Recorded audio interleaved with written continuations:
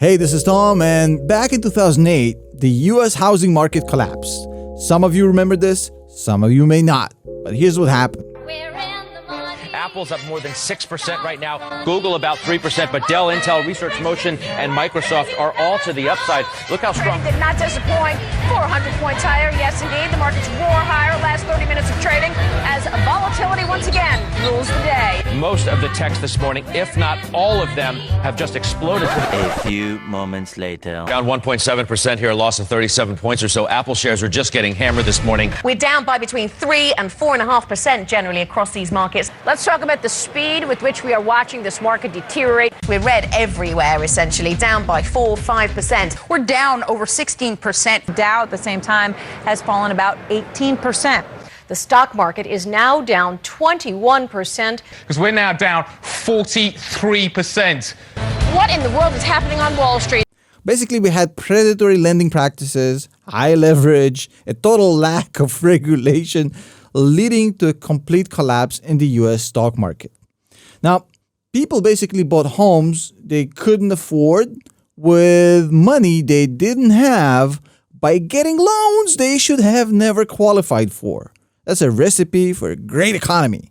Now, the end was the bubble popping very painfully, and we basically saw a dramatic increase in loan defaults, leading to foreclosures by the banks, which caused many financial institutions to straight up collapse. The real estate market crashed and took with it the stock market for a nice little ride. Even the Dow Jones, which is pretty much the most conservative index out there, fell by over 50%. Now, obviously, Hollywood decided that this is a story worth telling, and they chose a guy called Michael Burry to do it. Now, the movie was called The Big Short, and they pretty much cast all A-listers like Christian Bale, Ryan Gosling, Steve Carell, and even Brad Pitt to play the main characters. And the movie was a big hit, and pretty much made Michael Burry a superstar. He was the main character, and he was basically the star of the movie. Now, since they depicted him as the guy who predicted the crash, bet major money on it, and made $100 million off the collapse, he became a superstar overnight. Was he the only one who predicted this event and made money off it? Who knows? It's a Hollywood film, so probably not. But it doesn't matter. It's a great movie. So now, The Big Short star, I guess, Michael Burry, is warning investors again. So as you know, over the first 6 months of 2022, the S&P 500, the index which Warren Buffett himself calls pretty much the US economy, collapsed 21%, making it the worst performance since 1970. Remember when Warren Buffett was like 60 years old? No, the NASDAQ, which is a technology-heavy index, fell even harder, dropping by more than 28% of the same period. The Dow Jones, remember the Dow Jones? Also slipped 14%. But over the past 30 days, everything has changed. The market is back. The NASDAQ is up 24% in its 30 days. And just when it seemed like stonks can only go up and are just hitting up, Michael Burry tweeted the following tweet. NASDAQ is now up 23% off its low. Congratulations. We now have the average bear market rally. Of course, 26 market rallies from 1929 to 1932 and 2000 to 2002, the average is 23%. After 2000, there were two 40% plus bear market rallies and one 50% plus rally before the market bottom. Now, let's break down his tweet and evaluate his theory. So first of all, you know that Michael Burry likes to play the party pooper role. I mean, he's kind of known for doing that. Now, with him calling this 24% rally in the NASDAQ a bear market rally, it essentially means that he thinks that this latest stock market run is going to be short-lived and it's going to end as fast as it started, ending in a much bigger, much horribler, I don't know if you can say that, bottom for the market. Probably you can't say horribler. I'm Russian. Who cares? Now, he didn't say when he thinks this is going to happen, since, bear market rallies can last days, weeks, in certain extreme cases, even a couple of months. Now, the worst case scenario for investors in this case basically would be a rug pull by the market and having it happen to them right as they're rushing back into a bear market rally. So is Michael Burry right? Let's find out. So first of all, no hate to Mr. Burry, but I liked him better as Batman. Yes. He got his own movie. Yes, it made him famous. Yes. So The Big Short with Christian Bale was a cool movie. But in reality, the real Michael Burry is kind of been, perma-bearing. He's known to be what you would call a perma-bear. It means pretty much he's like predicted 9 out of the last 0 crashes. I mean, he's kind of the opposite of a guy like Tom Lee, who always known to be the constant stock market bull. In fact, if this was a Hollywood movie, Burry's arch nemesis is probably Tom Lee. Jokes aside, I wouldn't take either Tom Lee's or Burry's advice on face value since they are entrenched in their positions so deeply. They basically lack any objective analysis at this point. And having said that, I mean, Michael Burry did predict the subprime mortgage, at least based on the movie. So it's worth at least hearing what he has to say before we make our own decisions on how to operate in the market. Because even though he might be just a Hollywood-made star, maybe he's right. The banks have given us 25% interest rates on credit cards. They have screwed us on student loans that we can never get out from under. Then this guy walks into my office and says, those same banks got greedy, they lost track of the market, and I can profit off of their stupidity. Fuck, yeah, I want them to be right. So historically speaking, back in 1998, the Nasdaq ran up 20% and then collapsed by 23% right away. Just in the year 2000 alone, we had 3 bear market rallies that failed. One was even a 40% run in early 2000. But as I mentioned, all 3 rallies ended in the gutter. Now, what about 2008? Same story.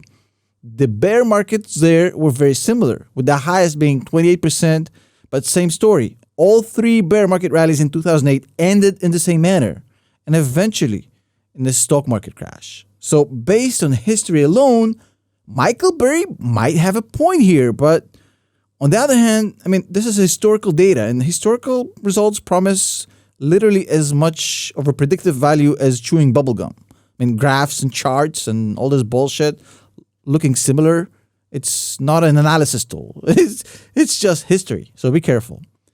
So what if Michael Burry is actually right here? Let's find out.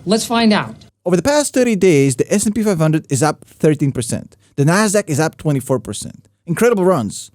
While inflation is still at 8.5%. Energy prices are still extremely high. China is still in shambles for God knows how long. And don't forget Russia and Ukraine, all while the US just entered a technical recession with 2 consecutive quarters of negative GDP. So his point is that this latest run is not supported by any fundamentals and thus is not sustainable. And honestly, I think he has a point. Look, as it stands, the market is still flooded with cash from 2020. The interest rates are still historically low, and the market is completely ignoring any risk of recession. And it seems like the narrative is that we beat inflation and the Fed is about to unleash some good old money printing to get the ball rolling again. Now, when I look at the market, I see 2 negative quarters of GDP. I see inflation, which is literally 400% higher than the norm. And I see companies struggling with margins and profitability, with initial signs of a slowdown in the job market as well, not to mention the real estate market cooling off. So there are definitely signs of concern if you're actually looking at the market beyond this latest rally. The problem is that we're now celebrating an 8.5% inflation. Are you getting this? Even if inflation is declining, it's going to take 3 years for us to get to the 2% level. But the road there isn't going to be a piece of cake. It's going to be very painful. Experts are talking about the strong job market as the argument for sustainable rallies. And maybe they're right, but I see something completely different.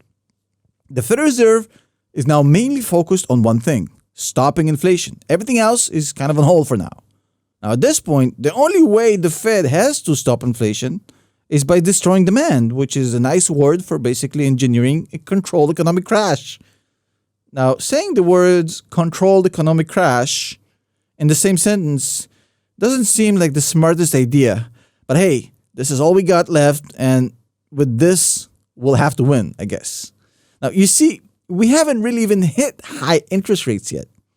2.5% is nothing. once the Fed really pushes rates upwards and actually starts selling mortgage-backed securities and bonds, this is when the pain will start. But even then, you have to remember that the job market is an extremely lagging indicator. And as such, by the time the job market collapses, it will be too late for you to do anything to mitigate your own risk and do anything about your portfolio and your investments. It's going to be too late because it's going to be the last thing to go. Now, let me give you a glimpse into what's coming. Just a couple of weeks ago, Walmart actually said their discretionary sales are dropping due to high gas and housing prices. People are buying furniture, electronics, and apparel. Not as much.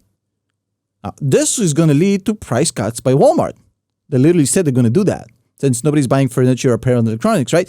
Which is going to lead to margins decline, which is going to lead to reduced profitability, which is going to lead to layoffs and people losing jobs. That will lead to even less spending because now people don't have as much money. And it's going to become a snowball effect, taking with it the entire job market. And before you jump off a cliff, I'm not saying we're going to get a market crash tomorrow. The timeline on this is honestly extremely difficult to forecast. This rally can last a while, maybe even a few months, maybe even until the end of 2022, who knows? But once it hits, it's going to be painful. However, meanwhile, the party continues and, why not? So if Michael Burry is right, I think the horizon is not in the days or the weeks, more in the months. Probably 3 to 4 months before we actually see a crash. So it's not going to happen tomorrow or next week.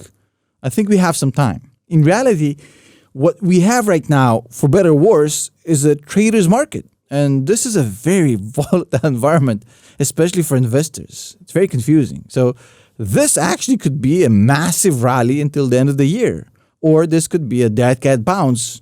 It's going to pop once the next CPI print comes out and it's bad, or some new geopolitical nonsense erupts. Now, at the end of the day, Michael Burry is just a guy who got it right once. And even that is according to a Hollywood movie.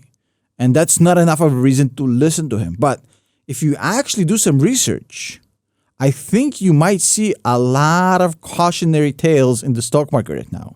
And that has nothing to do with Michael Burry. Now, what I'm saying here is that you got to do your own research. Obviously, you got to decide for yourself naturally. But whatever you do, I would stay very cautious.